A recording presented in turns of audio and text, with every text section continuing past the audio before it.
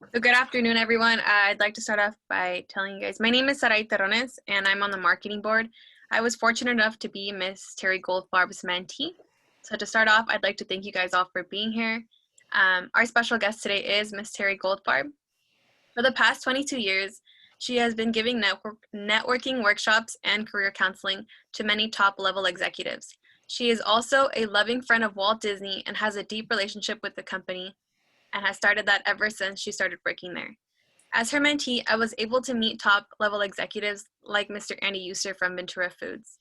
She is also a member of the UCI Mirage EMBA's Women's Advisory Board and helps create more opportunities for women to pursue master degrees and excel in business.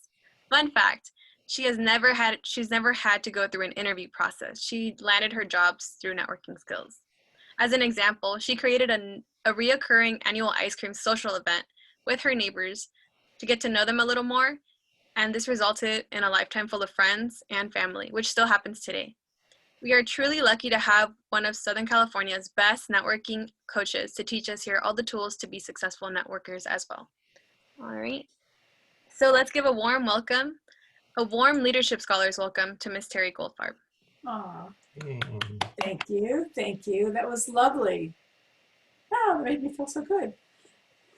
Well, it's great to be here, and I'm hoping that by sharing some of the stories and the pointers today that you'll be blessed with the type of career I had. I've never, ever had to look for a job. And that's a blessing and a gift. So especially in times like this. So we're going to talk about how to be a better networker. And can you all see the screen? Yeah. Okay, I just want to make sure before I got too far. So creating and maintaining and serving a wide network will lead to amazing business and personal rewards. And it really is about building and valuing relationships and delivering value. But who do you already know and who's already part of your network? And how do you connect or reconnect and leverage them? And what skills do you need to be a good networker? So we're going to go to the next slide. When it comes to networking, the adage, build it before you need it, couldn't be more true. You'll hear that all the time. You'll hear it from teachers and co-workers and employers, and it's one of those things that people don't think about working on until it's almost too late. So what I'm going to share with you today, if you really create it and keep it alive, it will serve you well forever and ever. So the good news is you actually already have a network, and I'm going to show you today how to uncover it. And I want you to understand what networking really is, and then how to nurture it. So networking, as Rahi said, has really enriched my life. It's made my life easier. I've been able to go to friends and people in my network and ask them for help in specific things. I don't care if it was, installing Zoom or learning how to use Zoom, or having a problem with my car. I just always have people I feel I can call on that will, I think I've got someone in my network that can handle just about everything, and it's just a blessing.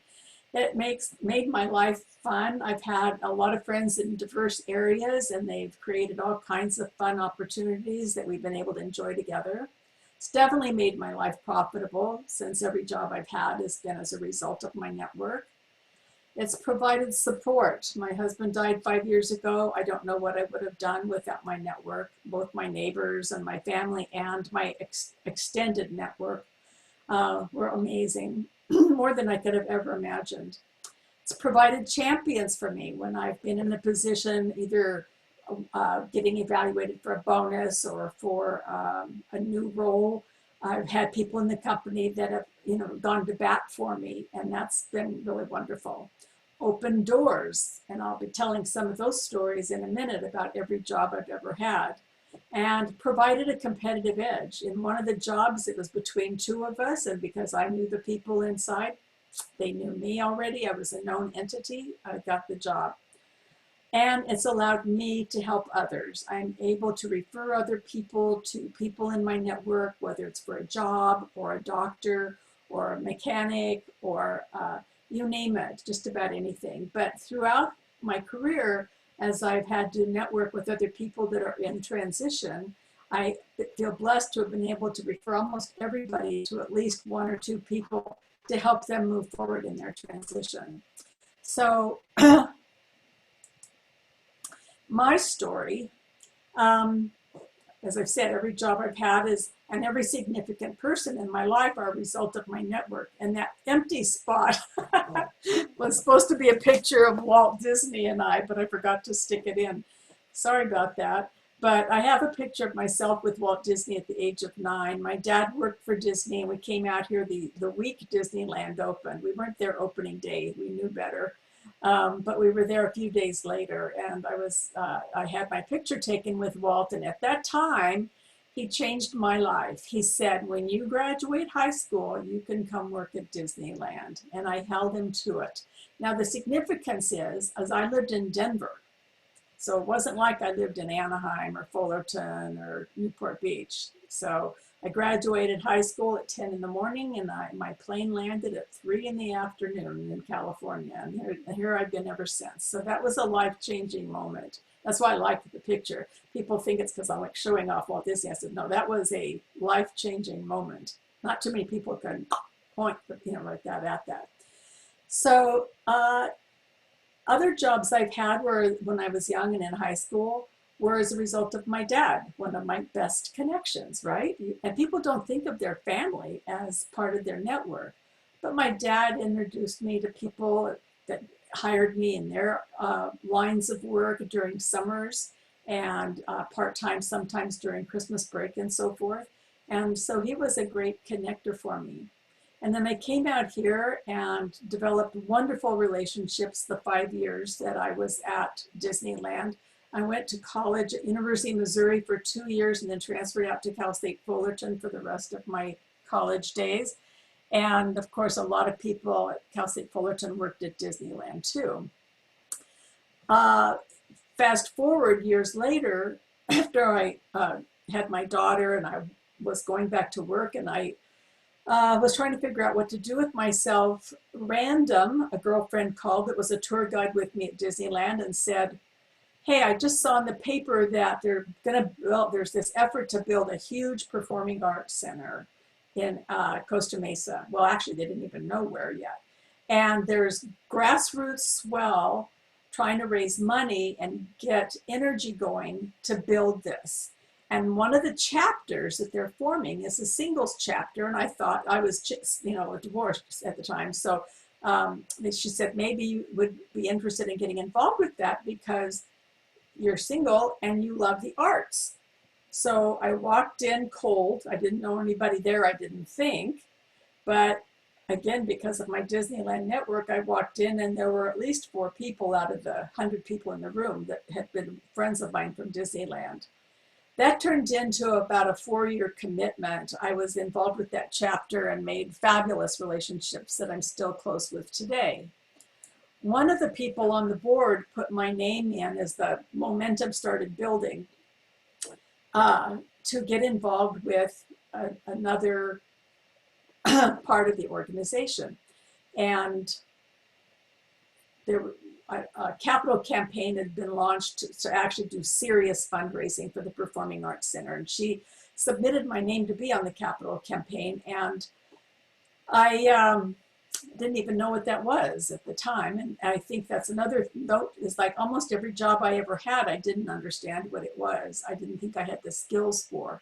But everybody said, I know what you can do. I know what you're capable of. The advantage of having the network, because they can say that, and I know you can do it.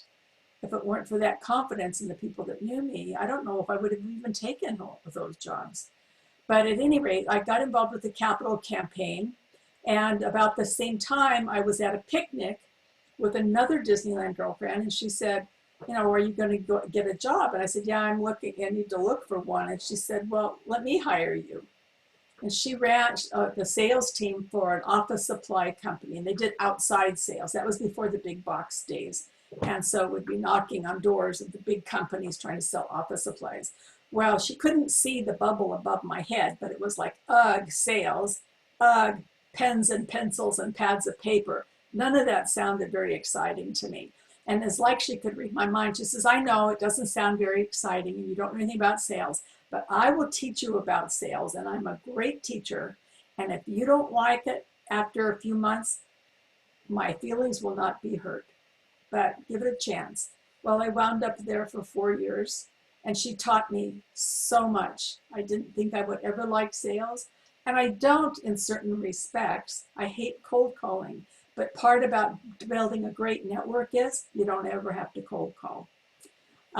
So that was a lesson that was to be learned. And she and I are still in touch.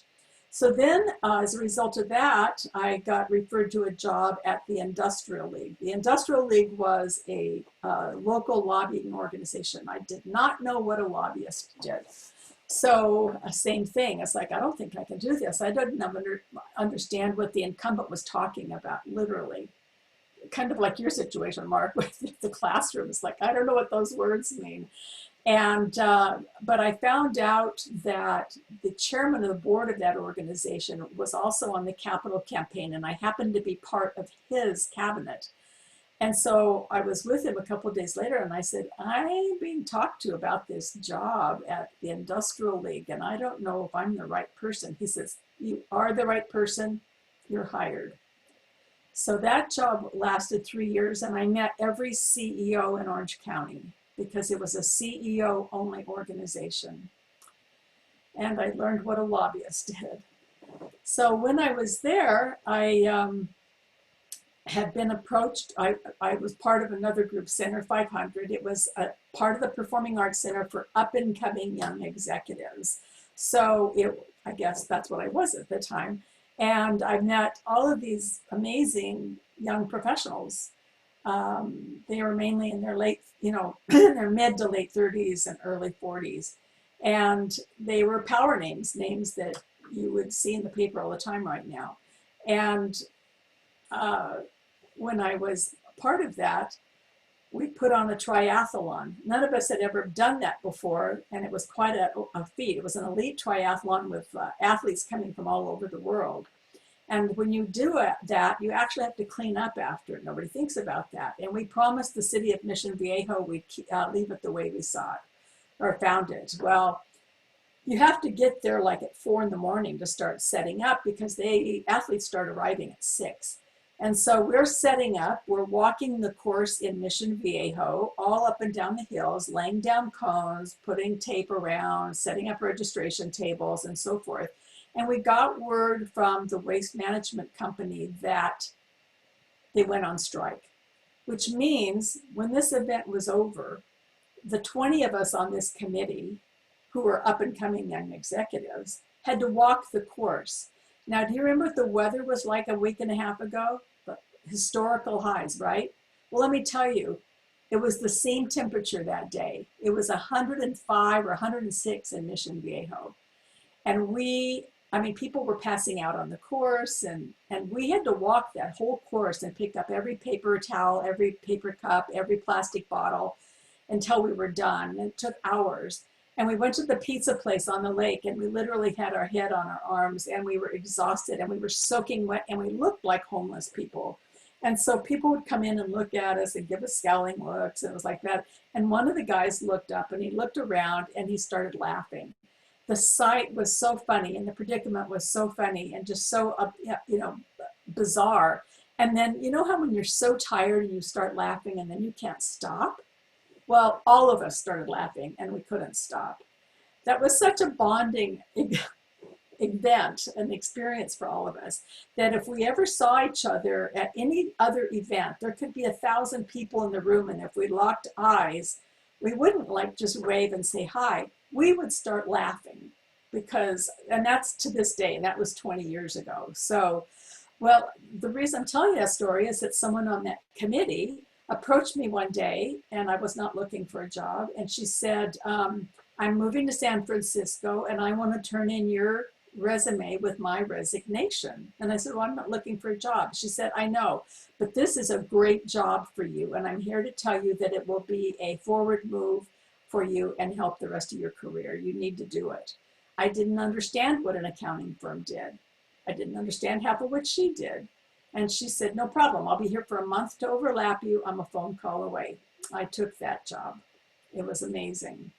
And then the same thing happened to me at Coopers & Lybrand. Was not looking for a job, got a phone call from my counterpart there, who, same thing, she got offered the job of her dreams. She wanted to turn in my resume with her resignation. And Coopers & Lybrand was a bigger firm than Labathon Horwath, so it was an opportunity to step up and to have a bigger role. And I was there for 8 years. And then they threw all the marketing roles in the company up in the air and did away with all of them except New York. So for the first time, I was actually unemployed. I called on an executive recruiter friend of mine from the Industrial League days and said, you know, actually just to talk more than anything, not because he was a recruiter, but he said, hey, come work for me, basically. That's what I did. So I learned all about recruiting, and I was very happy in that job. I was there a year and a half when I got a call from another friend who said, and he was a friend that ran a huge think tank here in Orange County, and I put up one of his interns in our office, so I got to know all of that really well. And he said, the managing partner of Deloitte, which is a global company, is starting a company inside of Deloitte with the intent of spinning off and going public. This was the job of a lifetime. And he said he's looking for somebody with a good network. So my name and one of my best friends' names were given. That was very tough. But it turns out that the managing partner and 2 other people making the decision knew me already. So I got the job and I was there for 20 years. And again, it was the job of a lifetime. So that is just a story of how this works. If you develop your network and keep it alive and make it diverse, you have no idea where these people are going to land, you know, at another time, or even if you don't understand what they do. So, oh, I think I went through all of it. So anyway, I also wound up on over 15 nonprofit boards, American Heart Association, Human Options, Girl Scouts, all a result of somebody tapping me on the shoulder, same thing, through my network. And the best part is that's how I met my husband. Jericho likes this story. So my husband was kind of shy. He was a jeweler.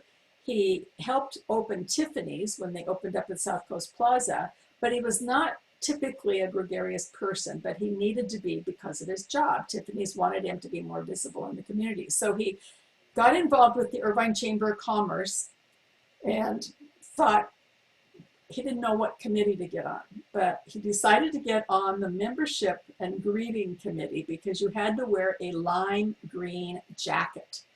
And when you wear a lime green jacket at an event, people come up to you, and if you approach them, they automatically start talking to you. So that's exactly what happened. I walked into the room of that event, and there he was in a lime green jacket, and he greeted me, and that was pretty much the end of it. So, but he wound up coming out of his shell, and he got very involved in not just the chamber, but other things in the community. And it was all because he stepped out of his comfort zone and did something that he never, ever thought he would do.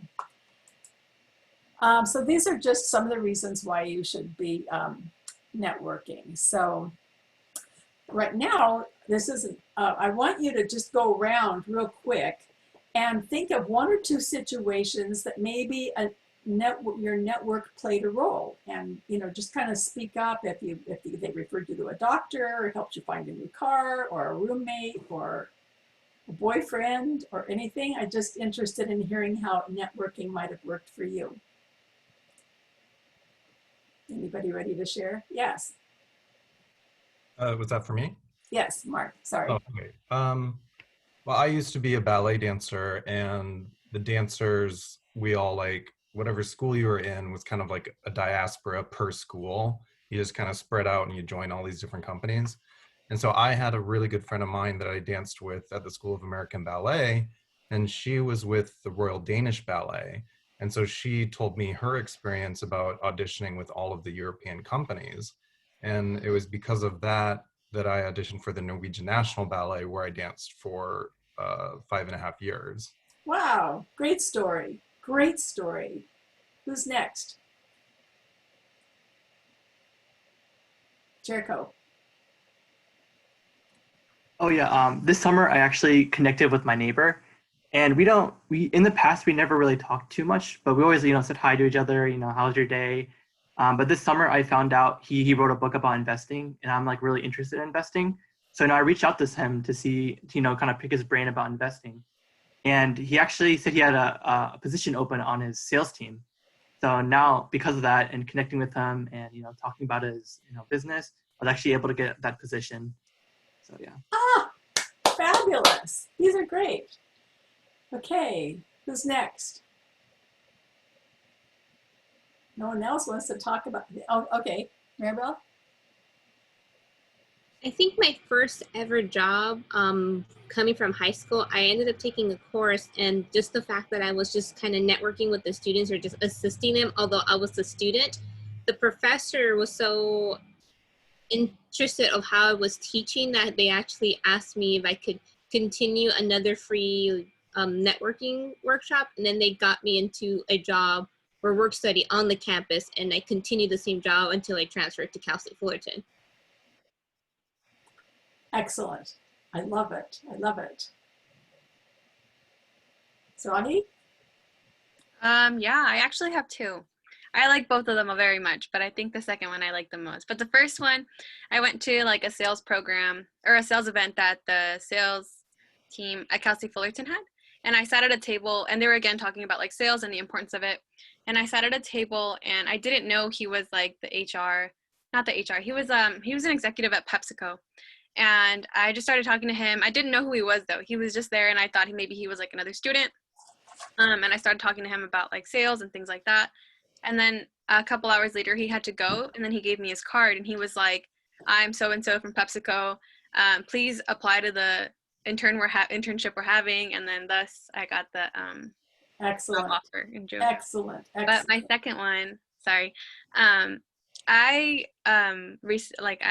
always been like very into cars, and I wanted to learn more and learn how to like modify cars. And I asked one of my friends to recommend me to somebody he knew who would be able to help me like figure out a way to do that to my car. And I met a guy who helped me through that, and he later became my boyfriend and is now my fiance. Oh, wow. Yeah. When did the fiance thing happen? In June. So Congratulations. thank you. That's my networking skills. Love it. Roz, how about you? Me? Oh, wow. Okay. Threw me on the spot, but I mean, I would say when I was in college, I had to, one of my requirements to graduate was to intern. I'm pretty sure some of you guys might have that. I was a communications background, so. And then I needed to find an internship, which can sometimes be tricky because you want to apply somewhere that's exciting and that you would have fun at. So I didn't know where to start. And I reached out to a friend. I don't know if you guys have heard of Baby to Baby. It's like a nonprofit. It like partners up with the Honest Company, Jessica Alba's like company. So I reached out to a friend that was working through at Honest, and she said, we have like a nonprofit, Baby to Baby. I don't know if it's something you're interested in. It's like kind of like sorting clothes, like a donations. People would drop off clothes for, families that don't have clothes for their babies and stuff. So she helped me get my internship, which then led to like other opportunities for me. So I would say reaching out to your friends, anyone that's working at a job, that was very helpful for me. Very cool. I love these stories. Thank you for sharing. Okay. So we're going to talk about what is network. networking. Most people think networking is like sales or something slimy, or you have to be pushy, or they just have a negative view of it. They feel like it's glad handing, business card collecting, and I don't know if any of you have had that same feeling about it. But the fact is, it has nothing to do with selling, and you should not ever be selling when you're networking. You should be developing relationships. Networking and selling are like oil and water. They should not be together. And that is quite contrary to what most people think. These are two quotes from two mega authors. Networking is the exchange of ideas, information, and resources, which most of us have told stories about today. And it's about connecting, just for connecting's sake, because we're all talking to that HR guy, just talking to him. So she didn't want anything. It's just when not just when you want something. And one of the key things is a true networker really never asks for anything, not much. They are able to actually be, there's ways that you could get things without having to ask for them. So it's really about connecting and sincerely enjoying and helping others. It's all about others and engaging and being present. And God gave you 2 ears and 1 mouth for a reason, and a true networker uses those proportionately. So the best gift you can give anybody in your network or anywhere you are is to listen. And so if you think of networking as farming and not hunting, hunting is sales. Farming is planting seeds. So if you plant seeds and meet people and develop those relationships, they'll turn into wonderful resources for you. So networking is building relationships, not about what's in it for me. And it's about giving without remembering and receiving without forgetting. And it's about curiosity and learning about other people, what they do, why they do it, how did they get there. And it's about creating a support team for you to access now or later. It's about getting the competitive edge, and who you know can put you ahead, as I shared. It's about developing a lifelong process. It doesn't pay off after attending one event or meeting. It pays off after years of establishing connections and personally investing in the relationships. So we're going to do an exercise now. We're going to do a little chat room. I don't know. And if you'll read these questions, I want you to meet up with your other designated person that Rosie is going to pair you up with, and ask each other 1 or 2 of these questions, and then get the answers at that time. And then we'll come back together in about 5 or 6 or 7 minutes. Could somebody maybe put that in one of the chats? Because I think once we get put into breakout rooms and we don't. You can either take a picture of it, or I don't know how to put it in the chat. How do I do that? We'll just take a picture because we. Okay. I think that'll be easiest. Okay, so I'm going to go ahead and open up the breakout rooms that you are assigned to. So feel free to just go into your breakout room, and we will see you soon.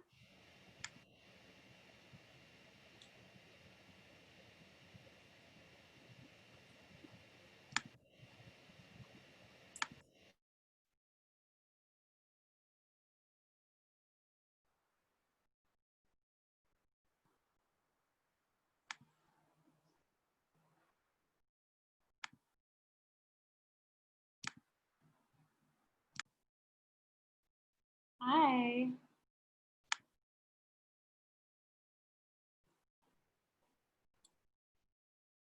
Tiffany said her mic's not working for some reason. Oh, and Terry, you're muted. How did that happen? I think when we come back, it mutes everybody. Oh, got it. Okay. So, so now what I'd like you to do is we're going to go around, and each of you is going to tell us what somebody else in your chat room's answers were to our questions. that we'll tell the group our questions were, we couldn't see the list of the questions, so we made up our own. We asked if they could have any car, what kind of car would they like? And if they could have dinner tonight with anybody in history, who would it be? So who wants to tell them kind of what my story was? I can go. Okay. So after listening to Terry, so our two questions were if you could have dinner with anyone tonight, dead or alive, I think, from history. And then the second question was what car, your dream car. So Terry said that she would like to have dinner with RBG, Ruth Bader Ginsburg, tonight, if it were possible.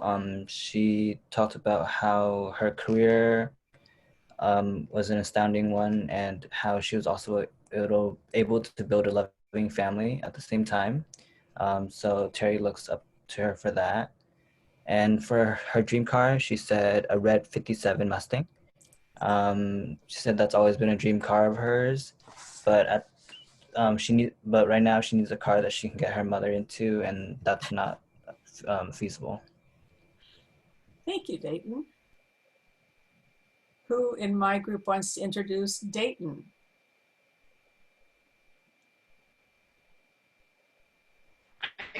Yeah. So Dayton would like to have dinner with Mr. Rogers because he feels like the conversations that they could have would be really beneficial to him. And then the second question I didn't hear because I think our time ran out. So Dayton, if you'd like to say what car you want to get, if you could. Yeah, of course. I said I'd like to try out any like new self-driving cars just for the novel experience. Cool. Okay. And then who would like to introduce Mona's answers? Tiffany, are you around? Or did you hear Mona's answers? I don't know if you were on the call when Mona was talking. I think she said her mic's not working, so she Okay. might. Well, I'll introduce, unless Daisy, do you want to tell the group what Mona's answers were?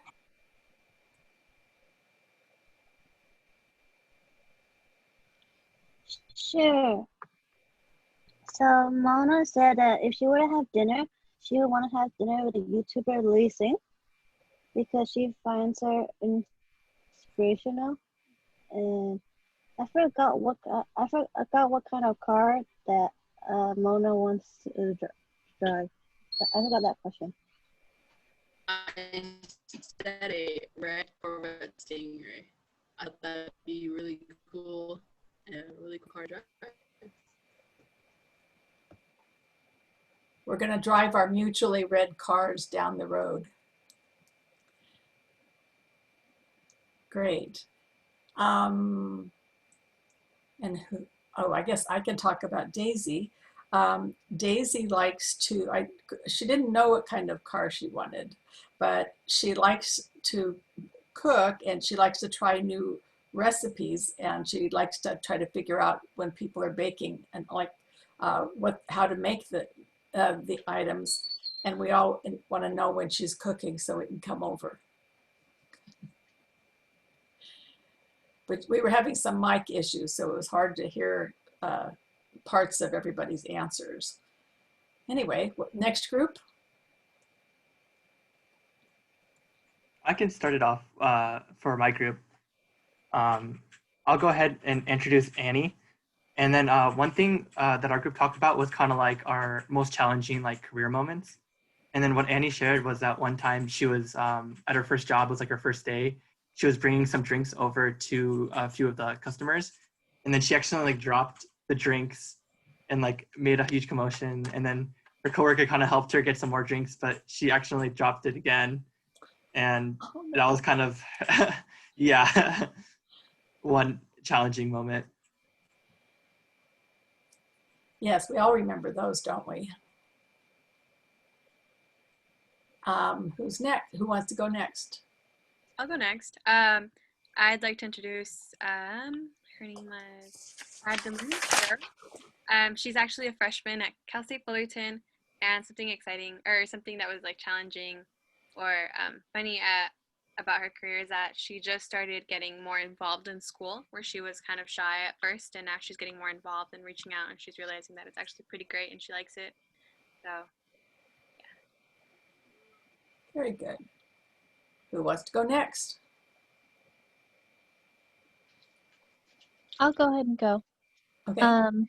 So I'm going to introduce Sage, and he said he originally started making like leather bracelets, and correct me if I'm wrong, Sage, but he started selling them to his family and friends, but now he kind of like set up like a mini store and all of that, and something that he learned today is, oh, he should set up an Instagram to kind of network and get his business going.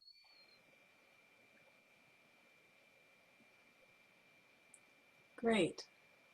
I like that. I'll go next. And Okay. second on Sage, he does amazing bracelets, so please commission him. And a person that I definitely want to talk about is Mark. He did say a while ago that he did 5 years in ballet. And one opportunity that I find quite fascinating, because you never know what's going to happen in life, is that he was going to, I think it was New York, right, Mark? Was it New York? It was New York, and he was auditioning for a spot that only had 3 people. But imagine it's just only 3 spots, and there's I would say more than 3 people applying for a location. And I'm just assuming Mark had these emotions of frustration or nervousness, and he actually did get the part. But what may or may not have contributed is that while he was performing his piece, he actually fell in his butt. And the person that was auditioning him had such a good laugh that we all feel that maybe that's one of the reasons how they were able to network with that one experience. And that question came from what's one of your embarrassing moments. And for him, it was a little embarrassing moment, but it got him a great opportunity of only 3 seats. Nice. A bruised butt and a bruised ego. Yeah, I'll go after that. And but it's a good lesson, just that you never know, so don't be too hard on yourself, and be open to opportunities. But anyway, so I want to introduce it was Oscar, and Oscar is he's studying art and specifically animation. He wants to work in animation, and so we were talking about what his favorite TV shows are, and he said when he was younger it was Ben 10, I believe it's called. I'm too old, so I think it's called Ben 10. And then right now he says The Normal Show is a really good, is that correct? The Normal Show? Regular Show? Regular Show, so close. Oh. And there's an animator that works on the Regular Show that he really looks up to. Cool. Oh, and I see in the chat that Ben 10 raised Jericho. So you guys are brothers. Nice. Who did we leave out? I don't think we talked about Armando Ambriz. I don't know if I'm saying your last name right, but he's kind of a celebrity on the call for us. After Sarahi's introduction or news earlier, he is actually Sarahi's fiance. And so he's so supportive. He's attending today's event. He kind of shared the same story that Sarahi told us about how he was connected to her through a friend, and Sarahi did not know what she was doing with cars, and he helped her. And yeah, he's so supportive that he joined the call today. Very fun. That's a bonding experience. Is that it? Did we get everyone?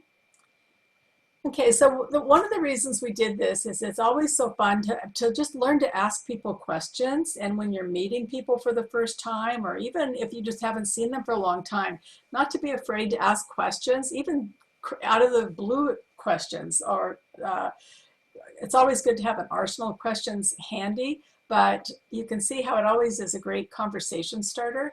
And the other thing I wanted to draw your attention to is a few of us were kind of paying attention to everybody as they were listening. And listening was what we were talking about before we broke into this topic. And what I saw a lot of was nodding, which is a really good acknowledgement of listening. I saw people writing the answers, I'm assuming, and that's good too, a really good habit to do. If you're at a networking event, it's always good to write notes on the back of a business card to keep so that you know, remember little points about the person. And so I saw people engaged, and that's really good. So I'm hoping everybody else kind of saw that as well. And hopefully you've got 2 lessons out of this exercise. So we can go back to the presentation now, unless there's any questions about that exercise or anything. No? It was really fun hearing everybody's answers. All right, so we can leave now, right, Rosie? Okay. Oh, wait, I don't want to leave the meeting. How do we leave the chat? You want to share your screen again, right? Oh, yeah. Is it shared? Do you see it? No. You have to go share screen and then select the PowerPoint presentation. Okay, I have to find out how to get, I can't see on my screen where I don't see. So people network typically either out in their office or out in the community. And so we're going to talk about that and how you can maximize that. So if you're networking in your office, what are ways that you can network? So, so the most important, oops. Okay, I guess we're starting with the community. So if you're networking out in the community, the most important thing is to network where you have an interest. Because if you don't have an interest, you won't be present, which is really important as we've been discussing. So it's important that you have something that you're excited about or that you're interested in, and that you could learn from and that you can contribute to. And that's where you'll build relationships. So if you're involved in something in the community, you definitely want to do it in an area that you will learn and have common interests. And where would that be? That would be to join an organization. Now you've already part of Leadership Scholars, which is great, and that does count, and you are involved, and that's wonderful, and theoretically you're all interested, involved, and you're all definitely connecting with one another. But if you want to get involved with yet another organization, I tell people either do something in regards to what your business interests are, or some philanthropic kind of community type of service organization. And if you don't have any ideas at all about what to get involved with, there's an organization, and it's here in the second bullet, oneoc.org. If you go on that website, they list almost every nonprofit in the Orange County area. And you can go through and see what kind of interests you, because that's where you should be involved. And you don't have to join these things for life. You can put your toe in the water for them. Most of them have activities during the year that you can participate in, and you don't have to join or do anything, just participate, like Habitat for Humanity, or the Susan G. Komen Foundation has a race every year. They always need volunteers. There's a million opportunities to get involved in the community. And even if you're just doing a different event for a different nonprofit every month, that's awesome too, because you're contributing to the community, and you will definitely meet other people. So joining an organization is one of the best ways to get involved. There's civic organizations, there's political organizations, there's arts organizations, medical related, not medical, but like American Cancer Society, Alzheimer's. There's trade organizations. Accountants typically join financial executives, NHRAs for National Human Resources, and so forth. You can be active in your church or temple, or you can be active in sports, your Little League, Indian Princess with your kids, or something similar that you might be interested in. But the most important thing is once you've picked organizations, is to show up. Clearly you've shown up today, and that's really important, because people will put these organizations down on their resumes, and this is a lesson to listen to. And when you go to get interviewed someday, they'll say, oh, so I see you belong to the American Heart Association. And you'll say, yeah. And they say, like, great, are you on the board? And you'll go, no. Are you on a committee? No. So do you do anything with the organization? Well, I pay my dues. That doesn't count. And a recruiter, you'll get minus 10 points for that. So they look for what you're involved with. Companies do, and obviously schools do. So make sure you show up and pick a committee, because that's where you'll get involved. That's where I met every single person that has helped me over my last 40 years of my life was on a committee, and they were all different. You'll learn, you'll bond, you'll have common interests, and this is where you will be remembered and where you'll make an impression. So for outside the community, that's where you want to show up. Again, when you're with all of these people, remember to listen, and that's where people will learn to trust you, when they see that you're really interested and really listening to them. Then when you're in these organizations and you're out in the community, here's a whole list of other questions you can ask. And I'm always happy to brainstorm with you if you want to think of other questions to add to your arsenal. But always ask, why are you attending this networking event? Or what do you do when you're not attending networking events?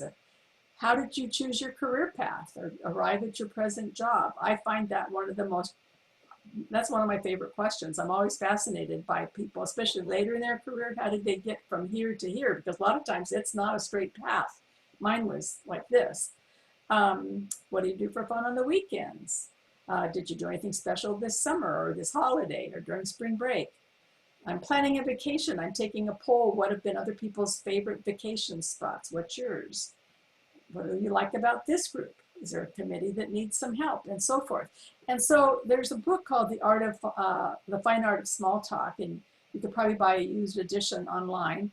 And just pack a couple questions into your memory or write them down on a card and stick it in your wallet. And if you're walking into an event where you feel like you need to help conversation starters, just glance at that. Always have it with you from forever. And then you'll always have questions that you can ask people. What you want to stay away from: sex, politics, medical issues, unless they bring it up. You don't ever, especially now, but talking politics with people, unless you're involved in a political organization, will never, ever really get you anywhere. And being off color or talking about sex or whatever is not a good idea either. Always have business cards with you. If you don't have a business card now, you can order them from Vistaprint for free. And you can just put your name and email or cell phone number on it. If you want to put a line about yourself on it so they remember who you are 5 days later after an event, that's a really good idea. If you want to put that you're a ballet dancer or a scuba diver or a car enthusiast, that will help people remember you. And then when you go into an event and you're walking in for the first time, either go with a friend, which there's a lot of confidence in when you're with other people, or stop at the registration desk and ask to meet somebody that's already involved with the organization, either the executive director, a member of the board, or a committee member, and tell them you're new and you want to be introduced to some people that can tell you about the organization. And you can do that for the rest of your life. I do that to this day. And that way you don't ever have to walk into a room by yourself and feel like everybody's looking at you. And then one of the things that Jericho learned from me the other day is that over half of almost every event that you go to is full of people that have never been there before. And most people don't realize that. And the other thing that's interesting is that, or 1/4, I said half, I exaggerated. But still, if you look around the room and find people that are standing by themselves, there's a huge chance that they're there by themselves for the first time. And if you just walk up to them with a big smile, extend your hand and say, hi, my name is Terry, that's all you need to do. And they'll probably breathe a sigh of relief that finally somebody's talking to them. If they just happen to be looking around for somebody they know, That's different, but you can still do that. A smile is the best icebreaker in the world. The other thing to know is that even though the room might be full of, people that are very involved with the organization or executives or whatever it might be, just know that they're just as uncomfortable walking into a room full of people they don't know as everybody else. And most people think they're full of confidence and that's no big deal. But I've been to probably thousands of events, and I do not like walking into a room where I don't know people any more than the next person. So again, you just kind of walk up to somebody, shake their hand and smile and introduce yourself. Chances are you might be rescuing them. They will remember you too.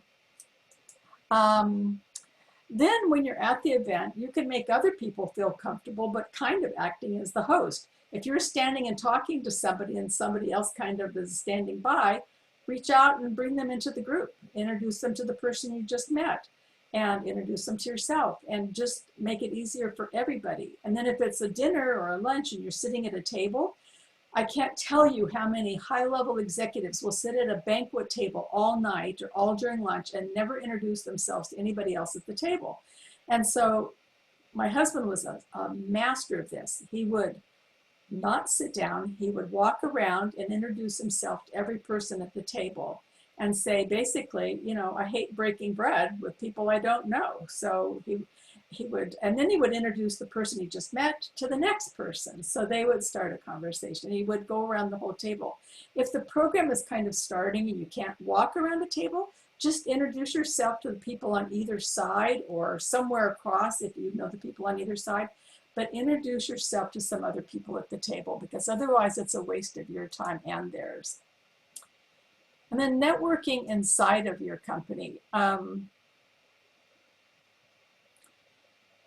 There's a million things you can be involved with. When you're in a company, most companies have some kind of outside activities that they participate in. They might bring in and have a blood drive. They might have a United Way campaign internally. They might have a holiday party committee. They may have a group that walks during lunch. They may have a softball team. Find out and then learn to participate. The more you understand other people and get to know people in the company, the more champions you'll have, the more people you'll have to go to ask questions, those embarrassing questions that you don't want your boss to know, you don't know the answer to. And it really will help you feel part of the company. And then also understand how what your job does impacts others. Like if you're in marketing, are people in accounting waiting for information from you? Do you realize that you're holding them up?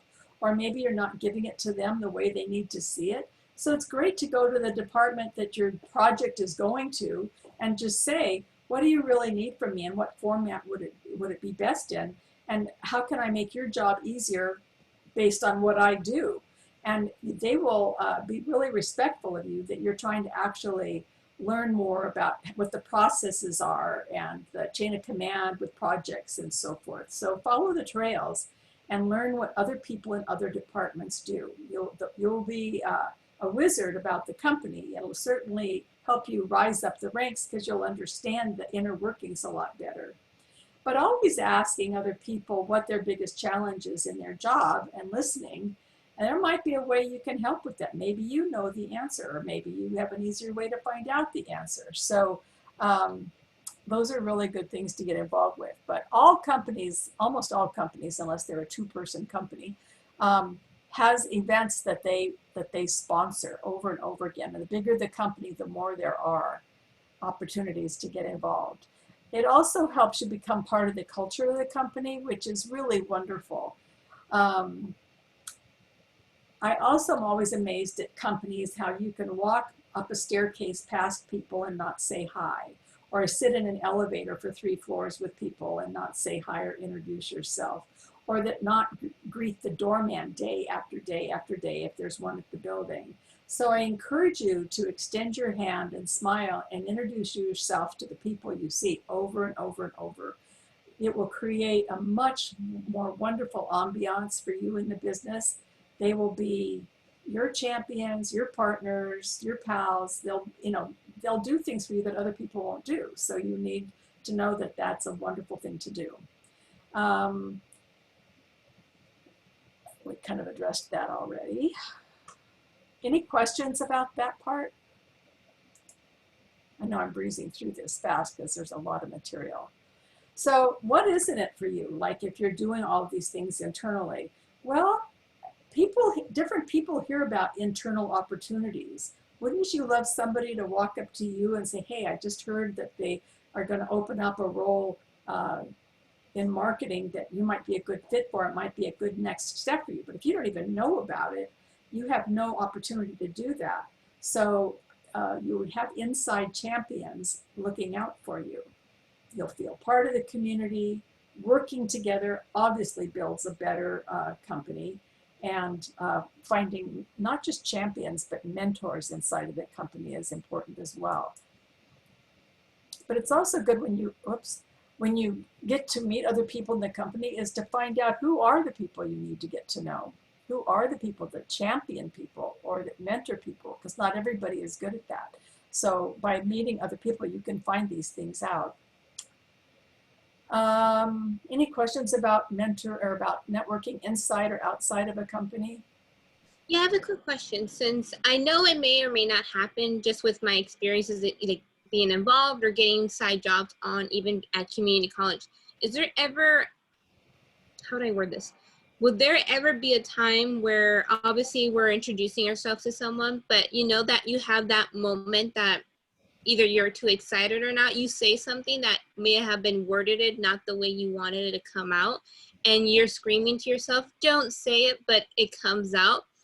What would be a best way to redeem yourself of that moment? Because it happens to us. We're like, oh, my name is Maribel, I do this and this and this, and I say something I didn't, again, come out that way. So how would you do that for sure that you don't feel the whole table awkward, like, wait, that's what you do? No, this is what I meant.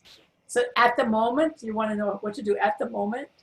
Is that what you're asking? Mm-hmm. Okay, so I have learned honesty and being authentic are the best solutions. And everybody has had things go wrong or had glitches. And I would just say, okay, let me start over. That didn't come out right. I would just acknowledge it and laugh at yourself. And then they can laugh with you, which will help dispel that awkward moment. But the more that you can laugh at yourself or the situation, the easier it is to kind of overcome it. Just be honest and authentic. Always be authentic and honest, whether it's networking or whatever, because you will never get in trouble that way. Any other questions? Okay. So now we're going to talk about skills to be a better networker. I know that was the focus of the topic, but I wanted to get through some of this other stuff with you as well. First of all, you should start developing your own brand and image. You know, what do people refer to you as? You know, for me, people refer to me as the network queen. I actually hate that title, but I understand where they're coming from. I prefer to think of myself as a connector. So that's how I am preferring to think of what my brand is, because I love bringing people together or taking people to things or whatever. So that's, and also people know that they can give me a project and it'll get done.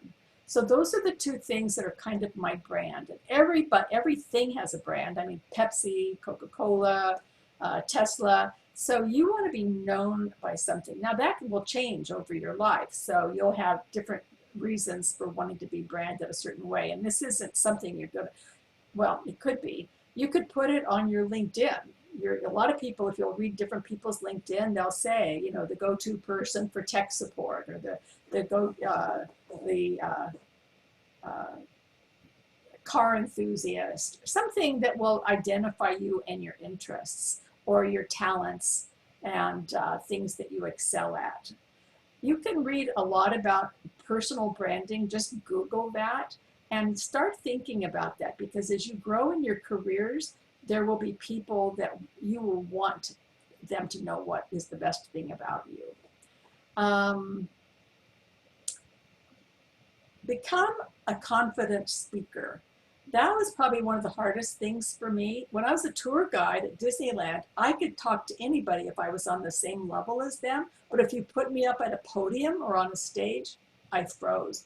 Don't ask me why. I have no idea. I talk to hundreds of people a day at their level. But if you put me in a speaking situation, I absolutely froze. So when I got involved with the capital campaign at the Performing Arts Center, I was very successful. So they started asking me to speak. Well, I thought I was going to die, literally. I mean, I just could not imagine doing that. So I started studying the other people that spoke. And I did it all the time in those years because I needed to learn how to be confident. But the other thing that I did when this started happening was I went to Toastmasters. And I encourage all of you, I'm sure there's a Toastmasters on campus, but there's a Toastmasters all over the county. You can join chapters for all different kinds of things. So you can just Google Toastmasters near you and find out. And they meet regularly. I don't remember whether it was weekly or monthly or whatever. And they pick topics to talk about, or you pick your own topic, and then you develop a talk about it. It might be a 30-second or a 30-second talk, or a 1-minute talk, or a 5-minute talk. And they will critique you, which is hard. But you know what? That skill will pay you dividends. There's nobody that has gotten far in their careers without learning to be a good speaker. You have to be able to be a good speaker. And you will relax so much more too, because you'll never get caught off guard. So that is something I totally encourage you for being a better networker, is to be a better speaker. Positive attitude. I know that probably is logical, but a lot of people are whiners or complainers, and they get in a networking event and all they do is talk about, oh, you know, politics is crappy, and they start talking about that, or they talk about how awful this is being quarantined. And yet I can turn around and talk to somebody else and they'll say, oh, it's been so wonderful. I mean, the good positive parts about this quarantine is how families have come together, and you see them walking as a family down the neighborhood every night, or my mom cooks every night now and we sit around the table like we used to do in the good old days. I mean, there's definitely ways you can turn conversations around and be positive, and you will become known for one or the other. So you will attract people to you if you have a positive attitude, and you'll repel people from you if you don't. So I've always had a lot of positive affirmations that I have posted around my desk, around the refrigerator, around the mirror in my bedroom. That's the way I start my day, and I change them up all the time. And I never get tired of them. I've been that way my whole life, but I really suggest trying that, especially if you are having problems with that. Your brain is like garbage in, garbage out. So whatever you're absorbing is what's going to happen to you. So you can change your mind. I had somebody tell me that years and years ago. I thought that was like oversimplifying, but the fact is you can change your mind. Another thing is, don't juggle drink and food at a networking event. You don't have a hand to shake hands with, or you spill stuff, or you drop stuff. And I don't even eat anything at events. If I'm hungry, I go straight to the food. I stand there, I eat it right there, and then I go network. Sometimes I drink. Sometimes I don't get a drink till a little further down the road, because I may need to use that as an excuse to get out of a situation. Like, I'm in a conversation, I've been in it for an hour, I want to talk to other people, and I'll say to the person, let's go get a drink. And that way I can, you know, take that person with me, or they can, if they already have a drink, I'll say, I'm going to go get a drink. And that way you have an excuse. But it is very easy to spill something on somebody else or on yourself, and you don't have a hand to reach for a business card and so forth. The other thing it's career changing, is don't get in the habit of having more than one drink at an event. I know at my company, they had these national meetings, actually global meetings, and everybody thought it was an excuse to party and get drunk. And there were some horrendously embarrassing and career-changing events that took place. You'll never get in trouble by not drinking too much. So you know your own limits and don't push them. You won't lose friends by not drinking. You won't lose jobs by not drinking, or at least drinking very little. And at networking events, that's not a party event. Even if it feels like it is, you're there for a reason. So zip your lips. Trust is the most important thing in networking and having relationships. So I encourage you to do not betray anybody's trust. It may seem small, but people have lost huge jobs and fortunes by talking about things they weren't supposed to. And keep your promises. If you tell people you're going to follow up on something, or that you're going to do something, or that you're going to send them something, do. That's the beginning of your reputation with them. Another thing is to develop yourself. If you don't have a talent or a skill or a hobby right now, start developing something. I've got the scuba diver down there on the cartoon because one of my coworkers years ago was a scuba diver, and we'd walk into a networking event, he'd introduce himself, and the first thing he would say is, "Do you eat sushi or scuba dive?" And people would be kind of taken aback, but they almost always ate sushi, and sometimes they were scuba divers, but if they weren't, maybe their spouse was, or their son was, or their brother was, or their next door neighbor was. So it was always a conversation starter. And in the sushi question, he actually kept a matrix of his favorite sushi places. And if you wanted access to that list, that matrix, a sushi matrix, you had to add to it your favorite sushi place. And everybody wanted his sushi matrix. So these were things that he became known for and that people would talk to him about. So I encourage you to find something and develop it over the years, and it can change over the years for sure. We all change our interests and so forth. I just found out that one of my coworkers has 40,000 comic books. Now, if that's not a conversation starter, I don't know what is.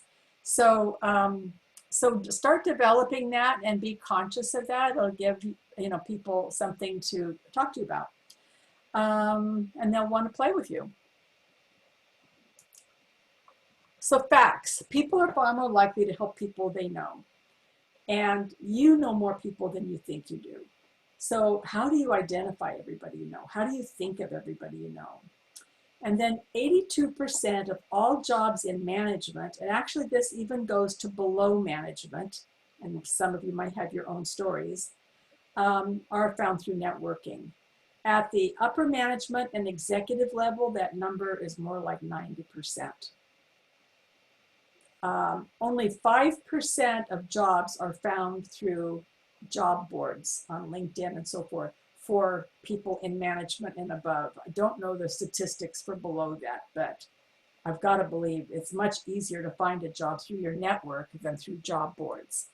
So I know I'm talking fast. Anybody have any questions? What time are we through, Ross? How much faster do I have to talk? The event ends at 4, so we Okay. have. All right, we're going to talk real fast. So nurturing your network, that's really important. And how do you keep it, keep wanting to do that. How do you keep it alive? You send birthday emails. You tell them that you haven't seen them in a long time and you'd like to get together with them. But one of the ways I'm going to tell you right now that's really important, and you'll have this whole deck, so you feel free to call me and ask me questions about it. But right now, I want you to pick up your telephone. And I want you to think of a letter in the alphabet. And then I want to go into your contacts and pick a name that starts with that letter of someone you know that maybe you haven't talked to in a while.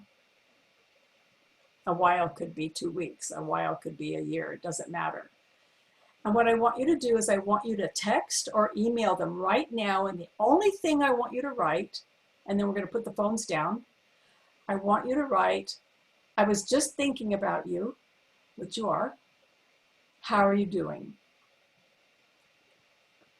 Send it, and then put your phone down. The purpose of this is everybody has dead time. You're standing in line at the grocery store and there's 15 people in front of you. You're at the doctor's office and you have almost an hour's wait. You're on the freeway and that semi is crossed the freeway in front of you and you're going to be stuck there for hours. This is time to start connecting with your network. Reach out to everybody you can think of You can, in an hour's time at a doctor's office, you can connect with 30 people or more. So I encourage you to take that little trick, and it will serve you extremely well. It'll help you stay in touch with people and keep your network resurrected and you on their radar for whatever. For whatever. It doesn't have to be for anything at the time.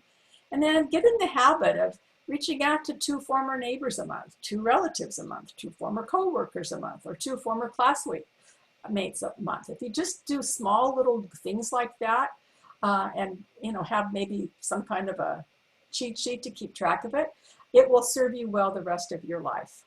Staying in touch with people. Then you never have to call people when you're out of a job, and people will say, oh, that's why you're calling me, because you haven't called me in 5 years or 10 years, but you'll call me when you're looking for a job, which is what every executive right now is going through. Every single executive that's looking for a job. You don't ever want to go through that. So these are all pretty self-explanatory. So I think you can go through it on your own, and I apologize. Oh, pandemic. I wanted to talk about pandemic. That's also an excuse people use. There's nothing you can't do practically. You can't get hugs right now, but you can have dinners with people virtually. You can have meetings with groups of people. People have book club virtually. They're playing games virtually. I still get together with my Disneyland friends virtually. There's virtually nothing you can't do. I've sent pizza to my friends and then called them at the time I know it's getting delivered and said, what time do you want to eat? I just refuse to accept that as an excuse for not networking or not staying connected to people, friends, family, whatever. So I'm here to answer any questions. I can hang around here. You can call me. Roz will attach my phone number and my email, and I really am here for you anytime. And that's not a fake offer. I don't know how to phrase that, but I really mean it. So, done. I would drop the mic if I had one. Thank you. Thank you. Welcome. Thank you so much, Miss Terry. We're so grateful for you.